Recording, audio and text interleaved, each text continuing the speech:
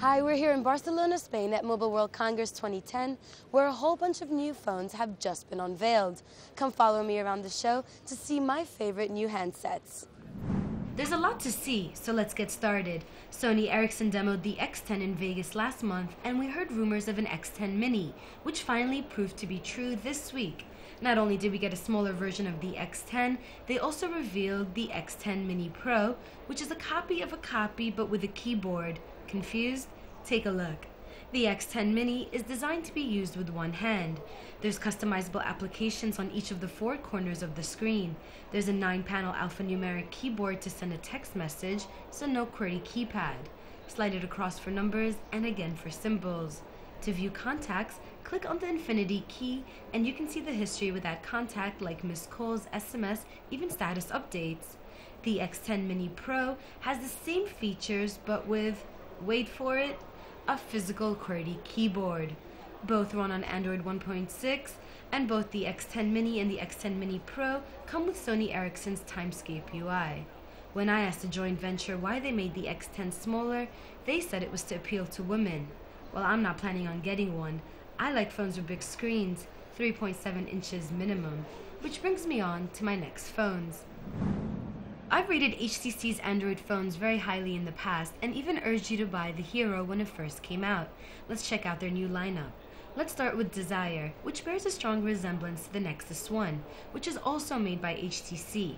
Because both have a 3.7-inch AMOLED capacitive screen with multi-touch support, pinch to zoom, both run on a Clear 2.1 OS, both are powered by the super-fast 1 GHz Snapdragon processor, both have a 5-megapixel camera, and even the exteriors look roughly the same.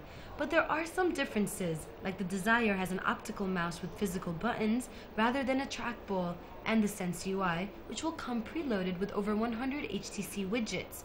There's also a new feature called Friend Stream that puts Facebook, Flickr, and Twitter status updates in one app. Next is the Legend, which is the evolutionary product of the award-winning Hero. If you put the two side by side, you can see there have been some improvements.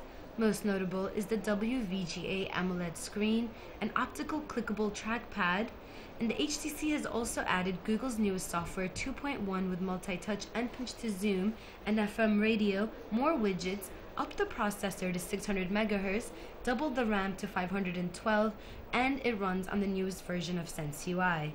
They also managed to make the Legend smaller than the Hero by redesigning the phone. The casing of the Legend is now made with only one piece of aluminum. One theme of the show, as you just saw with Sony Ericsson, is to come out with a device, make it compact, call it mini, and voila, you've got yourself a new phone. HTC did that with its massive 4.3-inch HD model. Now, the HD Mini has a 3.2-inch screen and runs on Windows Mobile 6.5.3. But open up this little baby and you can see a burst of sunshine with its yellow interior. Okay, last of the HTC lot is Smart, an ironic name considering it's the least advanced phone in its lineup. A low-cost handset aimed at the 16 to 22-year-old market, the Smart comes in either pink, white, and black. It's a very simple OS based on Qualcomm's Brew platform overlaid with Sense UI. Now, onto Motorola. The Quench, or Cliq XT as it will be called in the US, is Motorola's 8th Android phone and its first full touch screen.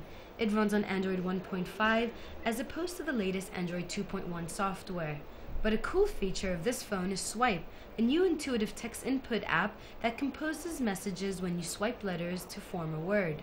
Next is Samsung's Wave, the first phone to run on its new open platform called Bada. The standout feature of this phone is the Super AMOLED screen. You can see the difference when you compare it with Touch LCD and Touch AMOLED. And the phone has a 1 GHz processor, so not only is it pretty, but really fast, making it a great gaming device.